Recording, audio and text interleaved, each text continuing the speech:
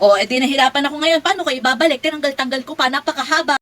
Pwede kang makapag-charge kahit ikaw ay nasa kapitbahay mo pa. Girl, 30 meters nga pala itong extension na to. Okay? So, ang ganda nito extension na to. Actually, meron siyang 10, 20, 30. So, syempre, ang kinuha ko is yung 30 na. Sobrang haba nito. Pero anyways, ganito yung itsura, pinaka-extension niya. So, may iba't ibang klase siya nung pwedeng yung saksakan. Ayan. Tapos ang maganda din dito is meron din siyang on-off. So anyway, sobrang haba nito, no? Kahit nasa kapitbahay mo ikaw, parang girl, extend na extend, pati kuryente nyo talaga, pwedeng saksakan ng kapitbahay nyo itong extension na to. Sobrang haba nito, wait lang. Hindi pa kasi ako naghahanap ng mga extension na mahahaba kasi bitin lagi yung extension cords ko dito. Napakahaba nito, tingnan nyo ha. Girl,